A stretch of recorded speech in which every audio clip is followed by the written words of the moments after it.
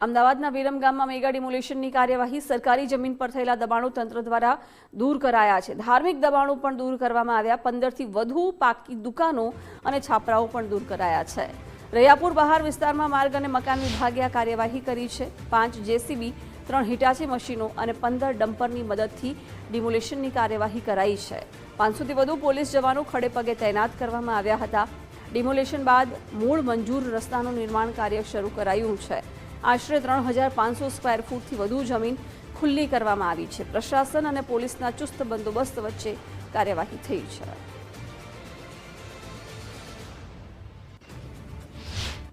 ઉપર જે પ્રાઇવેટ જગ્યા હતી એનું સંપાદન કરી જમીન માલિકોને યોગ્ય વળતર ચૂકવી અને આજે રોજ આનો કબજો લઈ અને રોડની કામગીરી શરૂ કરવામાં આવી છે।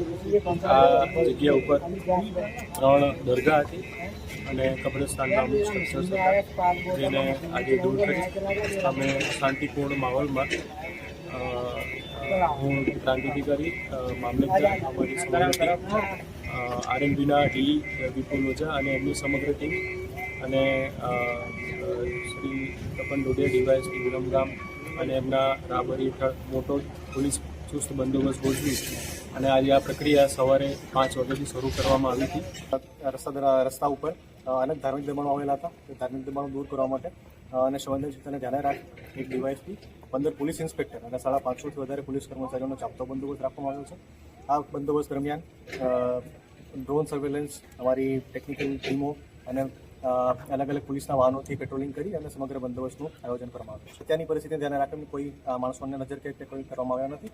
અમે આ બંદોબસ્ત દરમિયાન ખૂબ શાંતિપૂર્ણ ચાલી રહ્યો છે અને વિરમગામની તમામ જનતાનો ખૂબ ખૂબ આભાર માનીએ છીએ કે આ બંદોબસ્તમાં તમામ સમાજનો અમને પૂરો સહકાર મળ્યો છે અને આવનારા સમયમાં પણ આ જ સહકાર અમે અપેક્ષિત રાખીએ છીએ।